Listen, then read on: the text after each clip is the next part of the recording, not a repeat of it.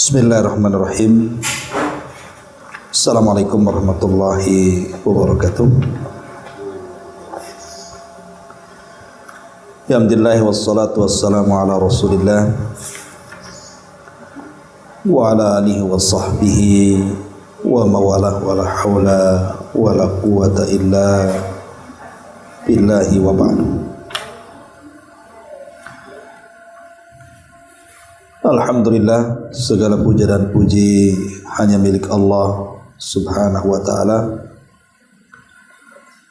Salawat dan juga salam kita hadiahkan kepada Rasul kita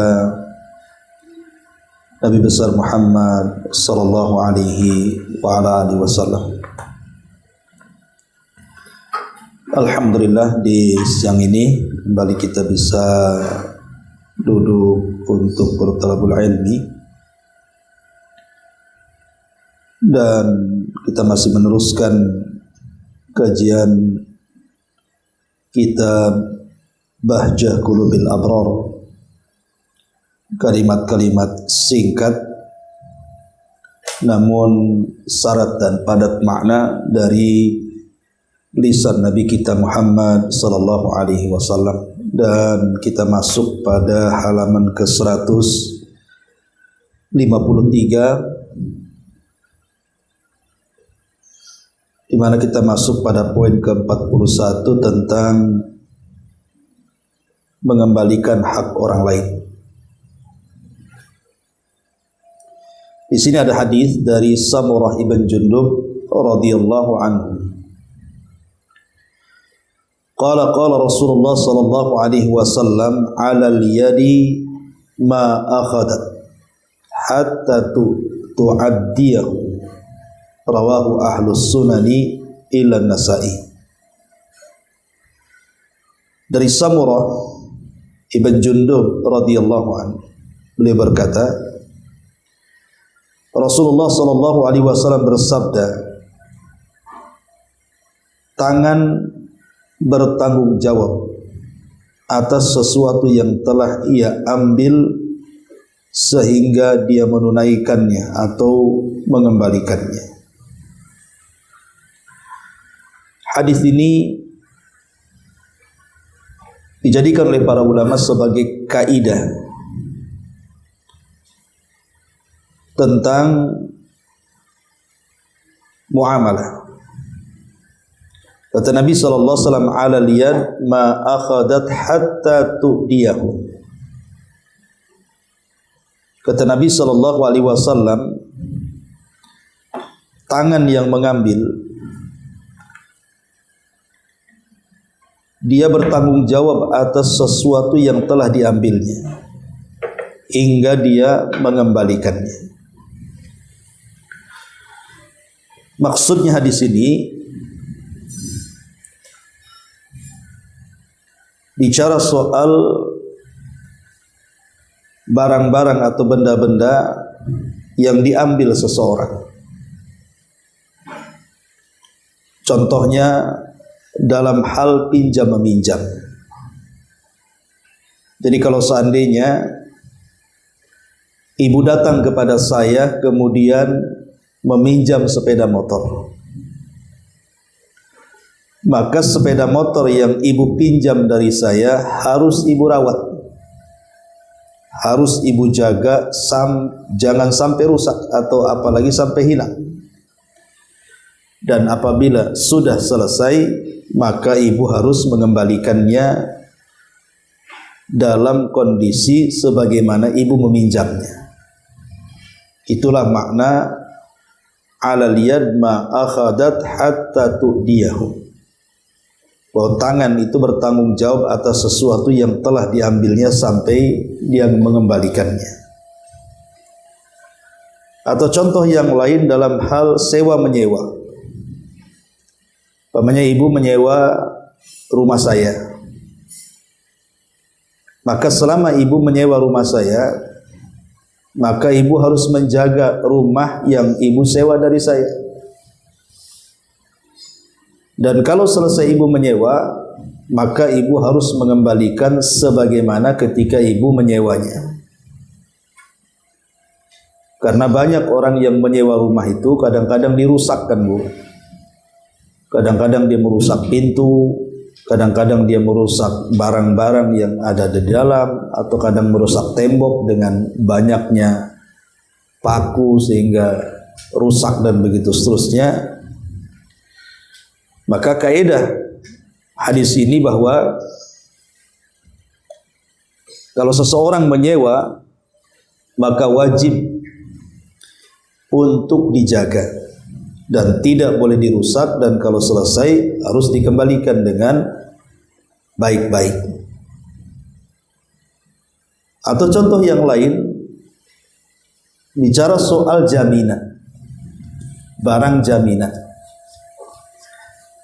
Umpamanya saya menghutangi uang kepada ibu, ibu datang ke saya, Ustadz bisa nggak pinjam uang 100 juta? Otomatis uang yang banyak tidak bisa langsung dikasih kecuali ada jaminan, kan Bu? Kira-kira jaminannya apa kalau tidak bisa bayar?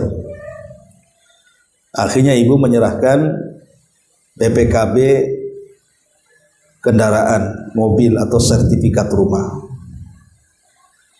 Maka barang-barang yang menjadi jaminan karena hutang piutang, maka saya harus menjaga barang-barang itu jangan sampai rusak, jangan sampai hilang sertifikatnya. Dan kalau seandainya ibu sudah selesai melunasinya, maka saya akan mengembalikan barang jaminan itu tanpa ada cacat sedikit pun. Inilah yang dimaksud hadis ini, alal yad ma akhadat hatta tu'diyahu. Tangan bertanggung jawab atas sesuatu yang telah ia ambil hingga dia mengembalikannya. Bagaimana kalau seandainya, saya contohkan, ibu meminjam buku kepada saya, kitab lah semacam ini, kitab yang depan kita sedang dipelajari, mungkin ibu tidak punya, akhirnya saya pinjamkan. Tiba-tiba oleh ibu dicoret-coret pula kitab saya. Pas dikembalikan sudah banyak tulisannya di situ, dan tulisannya pula tulisan dokter, nggak bisa dibaca. Ya. Lah ini tidak boleh, Bu. Itu merusak barang walaupun hanya tulisan.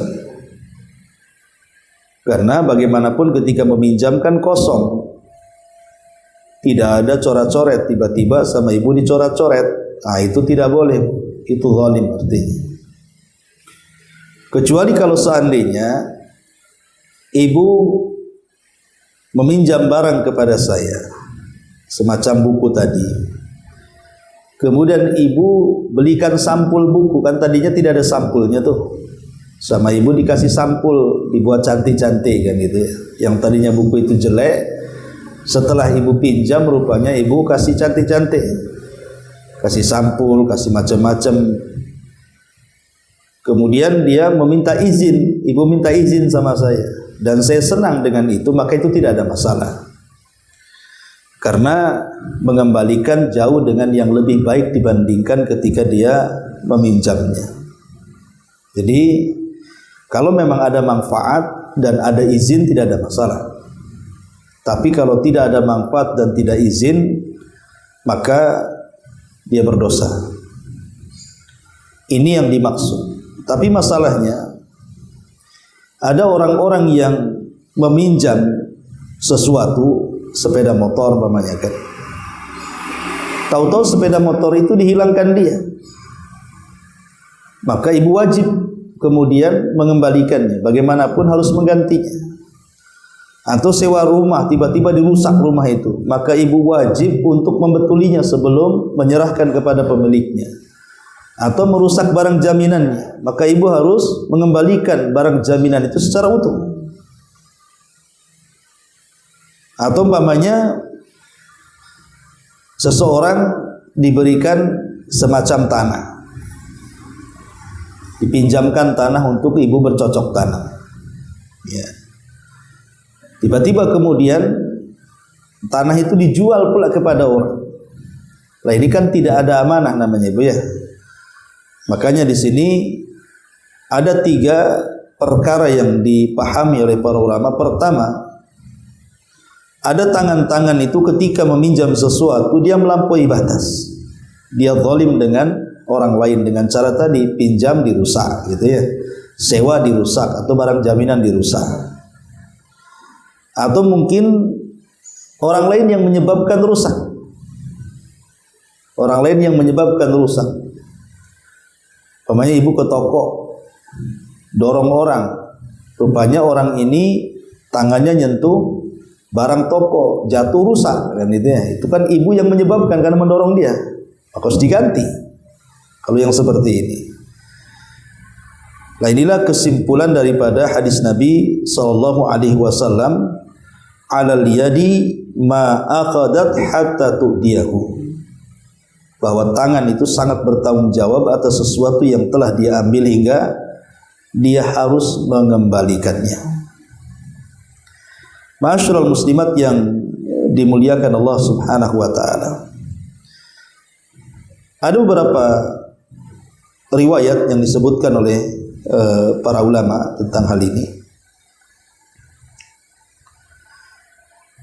Di antaranya adalah kisah di mana Nabi Shallallahu alaihi wasallam pernah satu hari, disebutkan dalam riwayat Sunan Abi Dawud,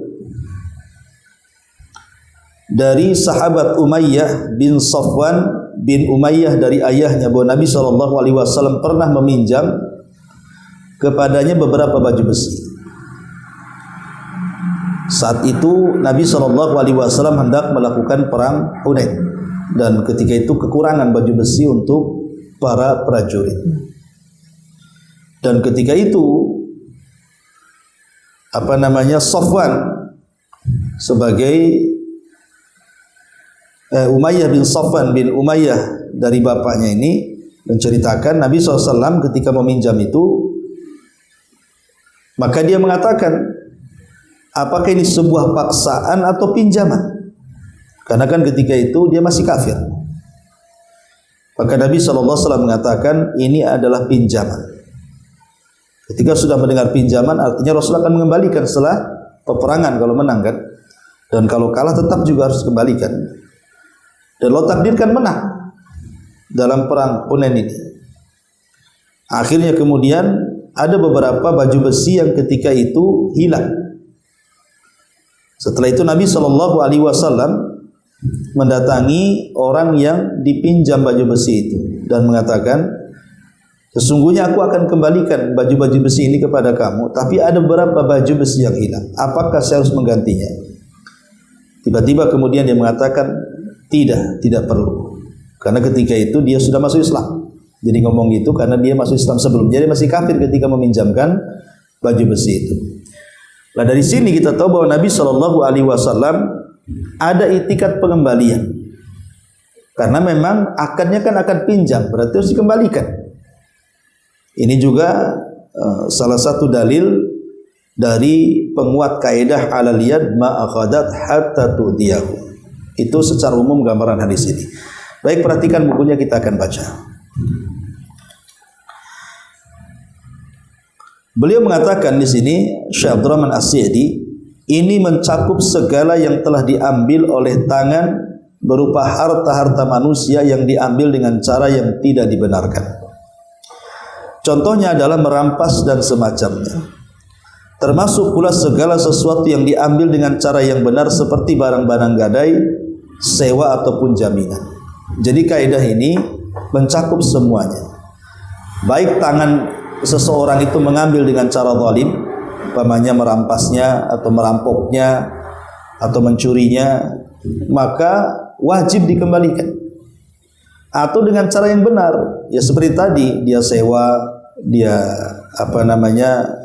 pinjam atau dia barang yang dijaminkan, maka tetap dua-duanya harus dikembalikan karena itu bukan hadiah. Adapun bagian yang pertama yaitu merampas adalah mengambil harta orang lain dengan cara yang tidak benar dan tanpa kerelaannya, perbuatan ini termasuk kezaliman dan perbuatan haram yang paling besar. Nabi SAW bersabda, man ghasaba qida sibrin minal ardi tuwiqahu yaumal qiyamah min sab'i aradin. Barang siapa yang merampas sejengkal tanah, akan dikalungkan padanya leher 7 lapis bumi kelak pada hari kiamat. Jadi siapapun yang mengambil dengan cara zalim, siapapun yang mengambil dengan cara zalim, dan pengarang mencontohkan seperti seseorang merampas tanah. Umpamanya seorang petani dengan sengaja kemudian dia ingin melebarkan sawahnya. Mulailah dia mencangkul sedikit-sedikit sawah orang, mulai dari sejengkal, akhirnya 1 meter gitu ya, tanpa sadar karena setiap hari. Berarti kan dia sudah mengambil tanah orang, padahal batas tanah sudah ada. Maka hakikatnya dia harus mengembalikan tanah itu, dan kalau tidak maka akan terancam dengan hadis ini. Barang siapa yang sejengkal saja dia ambil dari tanah orang, maka kelak pada hari kiamat akan dikalungkan di lehernya 7 lapis bumi. Subhanallah ya, ini berat sekali. Orang-orang yang kemudian mengambil hak orang dan tidak mengembalikannya. Kemudian kata beliau, maka wajib atas perampas untuk mengembalikan barang rampasannya. Walaupun untuk itu dia harus berhutang dengan jumlah yang berlipat-lipat dari nilai barang yang dirampasnya. Dan kendati pun dia harus menanggung mudarat ketika mengembalikannya. Umpamanya dia merampas sepeda motor, kemudian tiba-tiba sepeda motor yang dirampasnya dirampas orang lagi. Dia nyuri sepeda motor, rupanya sepeda motornya dicuri lagi sama orang. Maka dia harus mengembalikan sepeda motor itu, walaupun dia harus mengeluarkan uang banyak. Umpamanya dia yang diambil itu Scoopy lah, motor Scoopy yang mungkin tahunnya sudah jadul gitu. Maka dia harus mengembalikan walaupun dia harus membeli Scoopy yang baru, karena dia telah mengambil hak orang. Ya, makanya di sini walaupun kendatinya dia harus memudaratkan bagi dia, menanggung mudarat bagi dia ketika mengembalikan. Karena pada asalnya dialah yang telah menimpakan mudarat atas dirinya sendiri. Ya salah dia karena dia yang mencuri. Tiba-tiba barang ini dicuri lagi sama orang. Maka dia harus mengembalikannya. Itu kan memadaratkan dia sendiri yang buat madarat di situ. Jika dia telah mengurangi beberapa yang dirampasnya itu, maka dia harus mengembalikannya ditambah dengan nilai kekurangan barang tersebut. Kemudian dia harus membayar uang ganti sewa selama benda-benda tersebut berada di tangannya walaupun barang tersebut telah rusak. Ini kalau seandainya nih ibu mengambil barang saya, sepeda motor, saya tidak tahu kalau rupanya diambil sama orang, baru ketahuan setelah 1 bulan. Maka kalau pengembaliannya ini sepeda motor saja, ini tidak cukup, tetapi dia harus membayar uang sewa yang kalau seandainya per hari motor ini disewakan kepada orang umpamanya 300 ya kali sebulan. Ya, maka itu pun harus dibayar, bukan hanya mengembalikan barang saja. Supaya terdapat keadilan di sini. Ya. Kemudian kata beliau, adapun jika tangan tersebut mengambil harta orang lain dengan kerelaan pemiliknya. Misalnya dengan sistem sewa menyewa, kemudian gadai, ataupun sistem mudharabah atau musakoh atau muzara'ah atau selainnya, maka pemilik tangan itu dipercaya karena pemilik barang telah mengamanahkan barang tersebut kepadanya. Jikalau barang itu rusak ketika di tangannya bukan disebabkan karena berlebihan dalam menggunakan barang tersebut dan bukan pula disebabkan kelalaian, maka tidak perlu menggantinya. Jadi contoh umpamanya, Bu, saya mau safar, kemudian karena takut kan sepeda motornya hilang, jadi saya pinjamkan ke ibu. Ya sudahlah, bawa aja motor saya, rawat aja lah, kalau terserah mau pakai aja lah kan gitu. Yang penting jaga ya. Nah, jadi selama saya di kampung sampai 3 bulan, kemudian balik lagi ke sini, rupanya motor itu anggap saja ada kerusakan sedikit. Lah kalau kerusakannya ini, Bu, bukan karena kelalaian ibu, Atau bukan karena ibu memakainya diporsir siang malam gitu kan, padahal yang punya motor aja tidak pernah pakai segitu lamanya, sama ibu diporsir pemakaiannya sehingga rusak ya. Tapi kalau seandainya seperti itu harus ganti. Tapi kalau seandainya ibu ya layaknya sepeda motor dipakai ya tidak ngebut-ngebut, kemudian juga hati-hati. Nah, tiba-tiba kemudian ada kerusakan gitu ya, maka tidak perlu diganti karena dia sudah berusaha menjaga, tidak berlebihan dalam pemakaian ataupun tidak juga kelalaian sehingga motor itu menjadi rusak. Jadi kalau memang sudah dijaga seperti itu dan itu atas dasar sukarela, maka tidak perlu mengganti, itu maknanya di sini. Ma'asyiral muslimat yang dimuliakan Allah Subhanahu wa taala. Kemudian demikian juga al-ariyah, pinjam meminjam. Seseorang peminjam hendaklah mengembalikan barang yang dipinjamnya kepada pemiliknya ketika berakhir masa pinjamannya.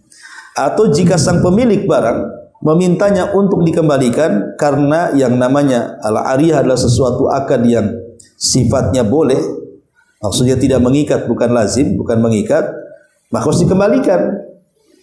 Nah, jadi umpamanya saya pinjamkan motor, bolehlah saya, Ustaz pinjam motor, boleh, kebetulan saya mau safar gitu ya. Berapa hari Ustaz? Sebulan. Rupanya baru 2 minggu saya sudah datang, saya ambil lagi motornya, maka ibu harus mengembalikan karena kan sifatnya tidak ada ikatan, namanya pinjam harus dikembalikan. Ibu tidak mengatakan lah kemarin kan Ustaz bilang sebulan kan, itu tidak bisa, tetap harus dikembalikan karena ini bukan akad pengikat, tapi ini akad yang tidak mengikat, sehingga kapanpun saya sebagai pemilik motor mengambil ya ibu harus mengembalikan, itu maksudnya ya. Kemudian apabila barang pinjaman tersebut rusak bukan disebabkan karena berlebihan dalam menggunakan barang tersebut dan bukan pula disebabkan kelalaian, maka di antara para ulama ada yang berpendapat bahwa ia harus menggantinya, sebagaimana pendapat inilah yang terkenal dalam madhab Imam Ahmad. Di antara mereka ada juga yang berpendapat bahwa tidak perlu menggantinya sebagaimana yang berlaku pada amanah. Ada pula di kalangan para ulama yang merinci, jika pada akad dipersyaratkan adanya jaminan, maka dia harus menggantinya. Namun jika tidak, maka tidak perlu menggantinya. Dan ini adalah pendapat yang terbaik dari 3 pendapat tadi. Artinya di sini ketika ibu menyewa atau meminjam uang saya, atau meminjam barang, sepeda motor atau mobil gitu ya, atau perkakas dapur dan begitu seterusnya, kalau saya mensyaratkan boleh saya pinjamkan, tapi tolong jangan ada yang rusak. Tiba-tiba ada yang rusak gitu ya, ya ibu benerin, ibu ganti. Tapi kalau seandainya tidak ada akad seperti itu, ya tidak harus diganti. Ya, itu maksudnya di sini. Kemudian kata beliau, akan tetapi apabila didapati sejumlah harta pada tangan orang gila, orang dungu, atau anak kecil, lalu seseorang mengambil harta tersebut dalam rangka menjaganya, namun harta tersebut rusak atau hilang di tangannya tanpa adanya unsur berlebihan dan kelalaian, maka dia adalah orang yang telah berbuat kebaikan dan tidak celah untuk menyalahkan orang yang berbuat kebaikan. Ini juga salah satu kaidah dalam bermuamalah, Bu ya. Kemudian kata beliau, apabila seseorang mengambil barang dan barang itu adalah barang temuan yang boleh diambil, maka dia harus mengumumkan barang tersebut selama setahun penuh. Jadi ibu nemu dompet, rupanya ada isi 10 juta di situ. Karena uang dolar kan tipis-tipis kan, Bu. Kalau uang rupiah mungkin nggak masuk ke dompet 10 juta tuh. Apalagi uang 2000-an. Jadi kalau seandainya nemu nih, nggak ada identitas di situ, maka tidak boleh kemudian kita langsung pakai, tetapi diumumkan dulu barang tersebut selama setahun, diumumkan di medsos, kalau sekarang kan di grup-grup WA dan begitu seterusnya. Kalau tidak ada yang mengaku selama setahun baru boleh. Maka di sini kalau sudah selama setahun itu, maka barang tersebut menjadi milik orang yang menemukannya. Jadi dompet dan isinya milik ibu kalau sudah diumumkan selama setahun tidak ada yang ngaku. Tapi kebanyakan nggak gitu kan, Bu. Kalau nemu dompet hari ini pula diambil duitnya tuh. Ya, nanti kan kalau ketemu nanti saya bayar lagi. Ya, nggak boleh kayak gitu.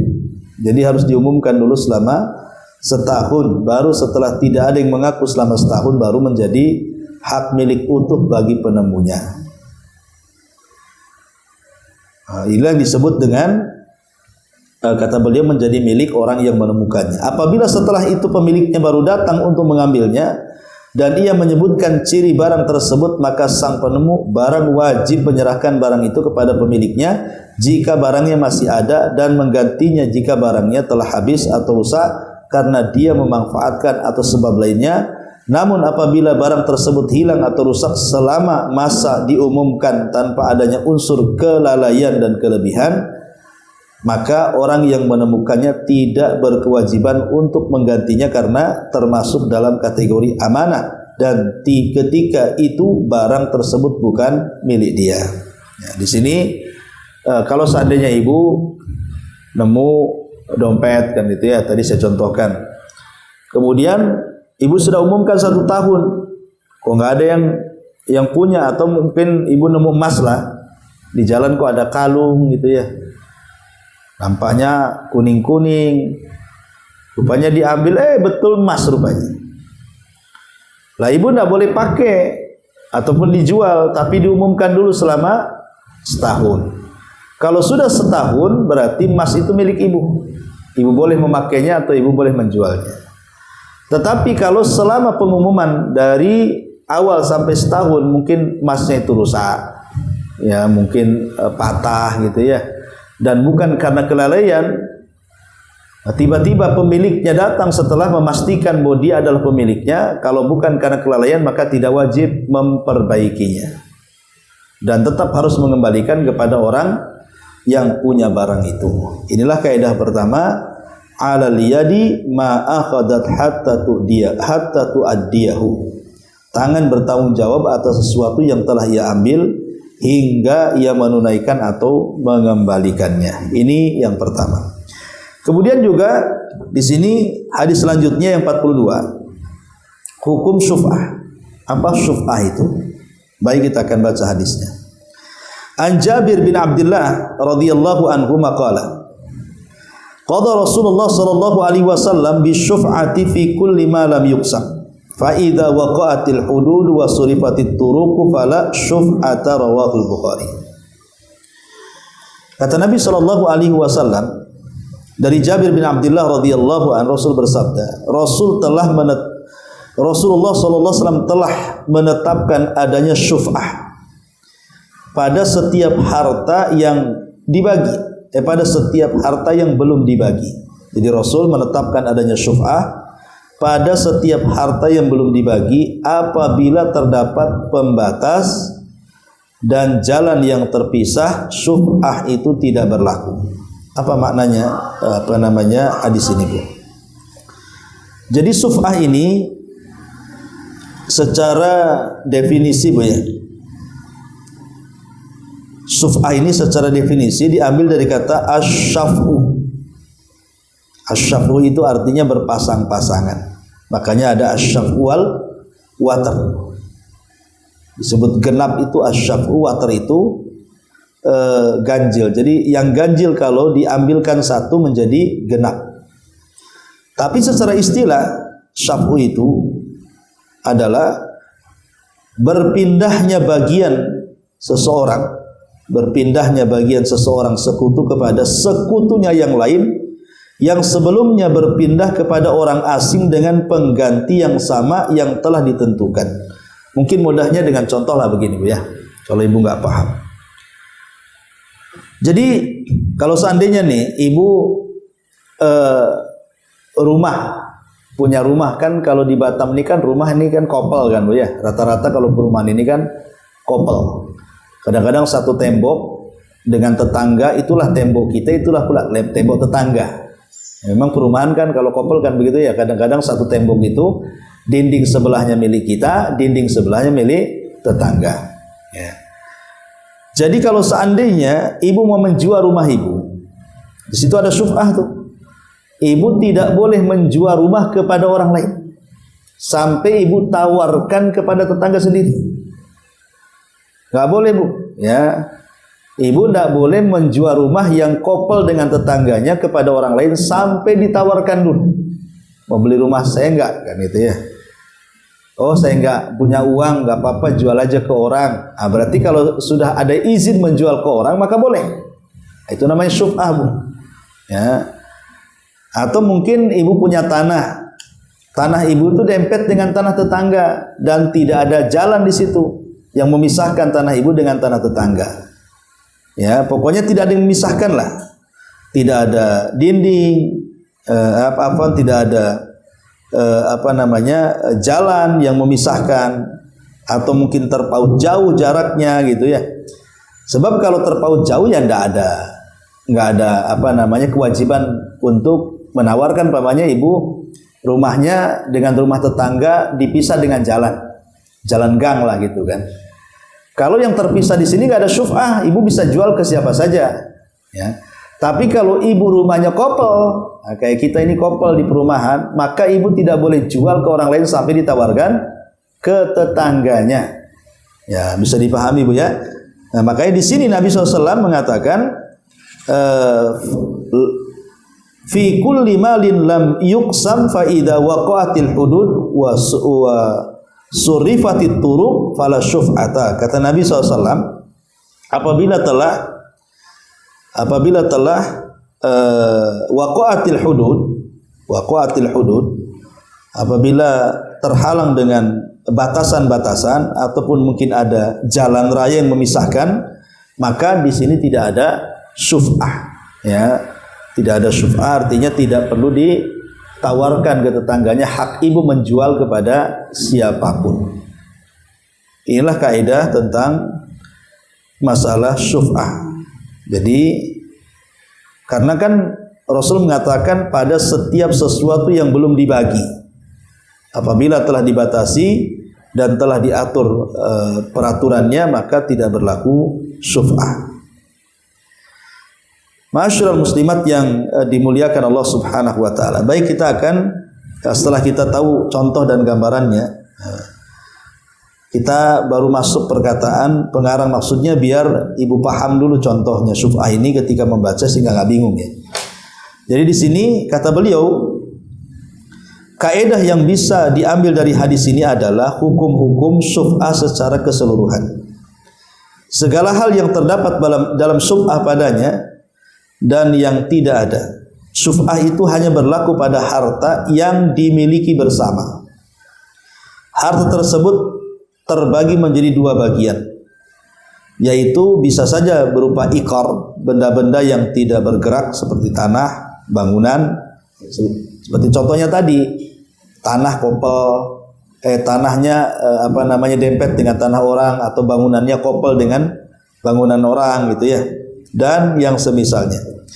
Nabi SAW menetapkan adanya syuf'ah pada iqar dalam hadis ini, dan beliau menunjukkan bahwa selain iqar tidak berlaku syuf'ah padanya.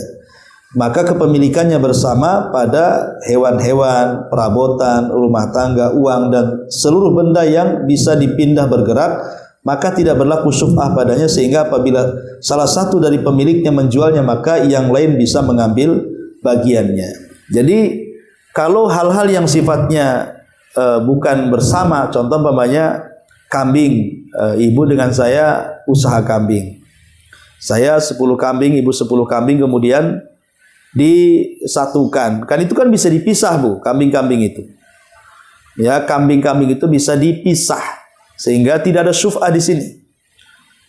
Jadi sesuatu yang bisa dipisah maka tidak ada syuf'ah. Syuf'ah itu berlaku pada sesuatu yang tidak bisa dipisah, ya, seperti tadi rumah kopel ataupun tanah yang dempet gitu ya. Adapun iqarat, tanah, rumah, dan bangunan lainnya, jika telah dipisah, ditentukan batas-batasnya, dan terdapat jalan yang memisahkannya, sehingga setiap pihak yang bersekutu telah memilih bagiannya masing-masing, maka tidak ada syuf'ah padanya. Sebagaimana hal itu disebutkan dalam hadis, karena saat itu kondisinya teranggap sebagai tetangga, sedangkan tetangga tidak ada syuf'ah padanya. Adapun jika belum ditentukan batasan-batasannya dan belum terpisah oleh jalan, lalu salah satu pihak menjual baginya, maka pihak lainnya yang bersekutu memiliki hak syuf'ah, yaitu mereka mengambil uang hasil penjualannya. Masing-masing berhak mendapatkan bagian yang sesuai dengan miliknya. Pokoknya intinya pembahasan ini memang cukup panjang, tapi tadi saya sudah jelaskan contohnya yang menjadi muamalah kita sehari-hari tentang masalah syuf'ah ini. Dia berlaku kepada benda-benda yang tidak bisa dipisah, ya. Maka kalau ibu mau menjualnya, tidak boleh langsung menjual kepada orang lain.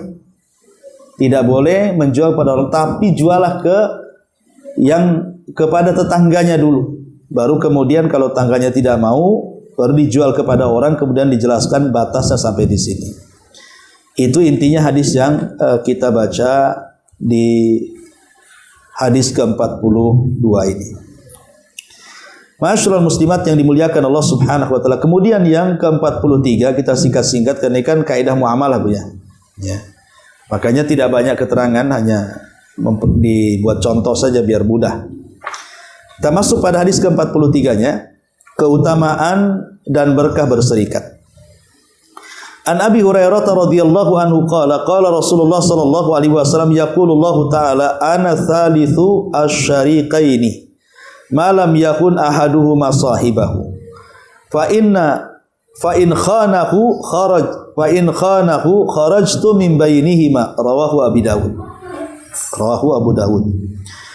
Dari Abu Hurairah radhiyallahu anhu beliau berkata, Rasul bersabda, Allah berfirman dalam hadis qudsi, aku adalah pihak ketiga dari dua orang yang berserikat, selama tidak ada di antara mereka yang berkhianat kepada yang lainnya. Apabila berkhianat, aku keluar dari keduanya. Hadis ini, ma'asyiral muslimat yang dimuliakan Allah Subhanahu wa taala, bicara tentang kerjasama. Hadis ini bicara tentang kerjasama. Kerjasama yang sifatnya bersyarikat. Dan ingat, terkadang Bu, kalau kita bekerja sendiri, itu kan kerepotannya ditanggung sendiri, berpikirnya ditanggung sendiri, tenaganya ditanggung sendiri, kelelahannya ditanggung sendiri gitu ya. Tapi kalau berserikat terkadang itu akan meringankan. Ya, jadi terkadang ada pemikiran yang kita tidak bisa berpikir, rupanya teman serikat kita dia punya pikiran yang bagus. Terkadang kita lagi sakit, tidak bisa bekerja, rupanya teman bisa bergerak. Terkadang kita tidak punya ide-ide cemerlang, rupanya teman kita memiliki ide sempurna. Jadi berserikat ini sangat dihajatkan dalam Islam. Ya, daripada bekerja sendiri, walaupun terkadang dalam perserikatan usaha ini ada yang zalim satu dengan yang lainnya kan. Nah, itu memang risiko tuh. Nah, mungkin orang yang berserikat itu tidak ada risiko. Kalau tidak ada amanah orang yang berserikat dengan kita, ya seperti itu akhirnya, tidak ada berkah. Tapi kalau seandainya dua-duanya amanah, maka disinilah Allah akan berkahi. Karena hadis ini mengatakan, sayalah kata Allah adalah yang ketiga dari dua orang yang sedang berserikat, selama keduanya tidak berkhianat. Tapi kalau keduanya atau salah satunya berkhianat, maka aku keluar dari keduanya. Baik, masyaallah muslimat yang dimuliakan Allah Subhanahu wa taala. Kerjasama atau berserikat ini ada macam-macamnya. Ada yang disebut dengan syirkatul abdan. Syirkatul abdan maksudnya berserikat dalam usaha. Kerjasama antara dua pihak atau lebih dalam usaha yang dilakukan oleh tubuh mereka, seperti kerjasama dalam dunia kedokteran atau klinik atau sesama tukang jahit atau tukang cukur dalam salah satu pekerjaan. Nah, ini disebut syirkatul abdan namanya. Jadi badan kita bergerak. Umpamanya saya ini tukang cukur. Kemudian suami ibu tukang cukur. Kemudian saya bilang, ayolah kita kerjasama buat satu toko gitu ya, barbershop atau apa namanya. Kemudian kita sama-sama bekerja di situ dengan modal yang sama. Kita patungan, kita beli alat, kita sewa rukonya. Kemudian sama-sama bekerja antara saya dan suami ibu yang sama-sama tukang cukur itu namanya syirkatul abdan namanya. Ya, syirkatul abdan. Kemudian di sana ada namanya syirkatu wujud. Ya, syirkatul wujud itu artinya kerjasama dua pihak atau lebih dalam keuntungan dari apa yang mereka beli dengan nama baik mereka. Tak seorang pun yang memiliki modal, namun masing-masing memiliki nama baik di tengah-tengah masyarakat. Mereka membeli sesuatu untuk dijual kembali secara utang, lalu keuntungannya yang didapat dibagi bersama. Lah, hukum syirkah semacam ini bolehkan menurut kalangan Hanafiyah dan Hambaliyah, tetapi tidak sah menurut kalangan Malikiyah dan Syafi'iyah. Hal ini dianggap tidak sah menurut ulama Syafi'iyah karena tidak adanya harta di antara yang bekerja sama. Jadi hanya dibuatkan nama baik saja, umpamanya dalam travel lah kan, dalam travel umroh. Ya, kadang-kadang kan pihak travel bekerja sama dengan ustadz. Ustadz ini karena dia terkenal, banyak jemaahnya kan gitu. Akhirnya diajak kerjasama, dimasukkan dalam travelnya. Saya seorang ustadz kan tidak punya modal, hanya ditarik oleh travel saja. Jadi syirkah wujud ini hanya sekedar mengambil nama baik untuk usaha dia. Ya, jadi travel menjual nama ustadz, kemudian dapat jemaah, akhirnya keuntungannya dibagi dua antara travel dan ustadz. Nah, itu namanya syirkah wujud. Lah, memang ini dikhilafkan ulama, ada yang membolehkan, ada yang tidak gitu maksudnya ya. Nah, itu namanya syirkah al-wujud disebutnya. Kemudian ada namanya syirkah al-mufawadhah. Syirkah ini melibatkan adanya kerjasama hingga kerugian ditanggung bersama. Syirkah ini bentuknya adalah kerjasama melibatkan harta dan badan. Namanya mufawadhah. Mufawadhah itu begini Bu. Umpamanya kita mau buka showroom sepeda motor. Ibu punya modal 100 juta, saya punya modal 100 juta. Kemudian digabung 200 juta, kemudian kita belanjakan beberapa unit motor. Kemudian kita sewa tempat, kemudian akhirnya berjalanlah jual beli motor. Lah, sebagai penjaganya saya dengan ibu di showroom itu. Lah, itu yang seperti ini Bu. Maka ya kalau untung dibagi dua gitu ya. Kalau tidak untung ya ruginya juga ditanggung sama-sama kan itu. Ini namanya syirkah mufawadhah dan ini yang banyak di masyarakat namanya. Kemudian ada namanya syirkah inan. Syirkatu al-inan. Apa maksudnya syirkah inan ini? Jadi persekutuan dalam modal ataupun usaha dan keuntungannya. Jadi dia bersekutu, pertama modalnya, yang kedua usahanya, dan ketiga keuntungannya, tiga-tiganya. Jadi tiga-tiga perkara ini dibagi dua, modal, usaha, dan keuntungan. Ya. Contohnya di sini kerjasama antara dua orang atau lebih dengan modal yang mereka miliki bersama-sama untuk membuka usaha yang mereka lakukan sendiri. Lalu berbagi keuntungan bersama. Jadi modal berasal dari mereka semua, usaha juga dilakukan mereka bersama untuk kemudian keuntungannya juga dibagi sama-sama. Nah, itu namanya syirkah inan. Ya, ini kurang lebih dengan mufawadhah juga ya, hampir mirip ya. Jadi itulah diantara bentuk-bentuk syirkah kerjasama. Tapi yang jelas di masyarakat ini Bu, ada kesalahan begini Bu, kerjasama itu. Jadi ibu ini punya usaha. Anggap saja usahanya ibu ini nitip-nitipkan kue, gorengan. Dan omsetnya lumayan banyak gitu, satu hari itu bisa ratusan ribu, sebulan itu bisa ratusan juta hasilnya umpamanya kan.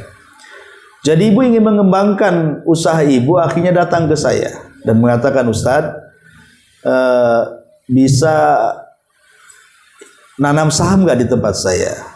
Jadi kata saya, butuh berapa? 100 juta aja Ustadz, kata.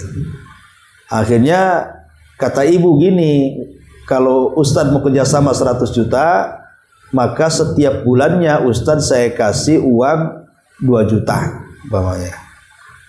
Akhirnya saya kasih 100 juta ke ibu. Kemudian betul tiap bulan ibu ngasih 2 juta kepada saya. Ini tidak benar, Bu. Ini tidak benar. Ya, karena keuntungan itu bukan patokan dengan nominal uang, tetapi nominal persen. Ya, karena ini kan sudah masuk ke syirkah. Jadi bukan per bulan 2 juta, tidak boleh kayak gitu, tapi keuntungannya dari persennya. Umpamanya hasilnya per bulan sekian, maka saya dapat berapa persen, maka itu yang ibu kasih, sehingga pendapatan persen ini bisa sedikit bisa banyak tergantung keuntungan. Ya, apalagi ada beberapa orang itu yang mensyaratkan nanti kalau rugi gimana? Ya kalau rugi saya balikin modalnya. Itu bukan syirkah namanya, itu utang piutang kalau mengembalikan modal. Ya, kalau mengembalikan modal itu utang piutang, dan utang piutang tidak boleh ada keuntungan karena keuntungannya menjadi riba. Ya, jadi itu yang harus ibu pahami tentang masalah syirkah. Lah di sini kalau syirkah itu artinya kerjasamanya itu memang amanah dari pihak ibu dengan saya, tidak ada yang berkhianat, ya sesuai dengan perjanjian al-muslim ala syurutihim, maka Allah Subhanahu wa taala pasti akan menolong usaha orang yang bekerja sama selama tidak ada yang berkhianat. Bahkan Allah akan berkahi usahanya. Yakin itu, pasti Allah akan berkahi usahanya. Itulah diantara 3 hadis ya yang bicara tentang masalah muamalah. Wallahu alam, ini saya hanya menjelaskan secara singkat saja Bu dari 3 hadis ini, sebab ini masuk pada ranah fikih sebenarnya dan pembahasannya cukup panjang gitu ya, tapi beliau Syekh Abdurrahman As-Sa'di ini hanya mencantumkan hadis kemudian menjelaskan sedikit keterangan kalau ingin memantapkan 3 pembahasan dari 3 hadis yang kita bahas, maka silakan merujuk ke kitab-kitab fikih. Wallahu a'lam bishawab, ini yang bisa saya sampaikan. Baik, sebelum saya tutup, kalau ada yang mau bertanya silakan. Di sini ada pertanyaan dari YouTube. Maaf Pak Ustadz, izin bertanya di luar tema. Boleh nggak kalau niat akikah untuk anak laki-laki tapi kambingnya cuma 1 dulu, nanti satunya lagi kalau udah ada dananya? Boleh, enggak apa-apa. Ya, jadi kalau punya anak laki-laki ingin akikah, rupanya uangnya tidak cukup untuk membeli 2 ekor kambing. Karena kan kalau anak laki-laki 2 ekor kambing, anak perempuan 1 ekor kambing. Tapi baru dapat 1, maka nggak boleh. Boleh, tidak ada masalah. Ya, tidak ada masalah. Akikah dulu dengan 1 ekor kambing, dan kalau nanti ada rezeki lagi bisa membeli 1 ekor kambing lagi, baru diakikahi lagi. Jadi tidak ada persyaratan harus 2 ekor kalau sekaligus, kalau tidak maka tidak sah. Tidak boleh, ya satu-satu dulu sesuai dengan kesanggupan kita untuk melaksanakan akikah. Kemudian di sini bolehkan niat akikah untuk anak laki-laki 1 kambing dulu, nanti satunya diulang-ulang di pertanyaannya. Ya, tadi saya sudah jawab, wallahu a'lam. Baik, kalau nggak ada kita tutup. Subhanaka wa bihamdika asyhadu an la ilaha illa anta astaghfiruka wa atubu ilaik. Allahu ta'ala alam. Assalamualaikum warahmatullahi wabarakatuh.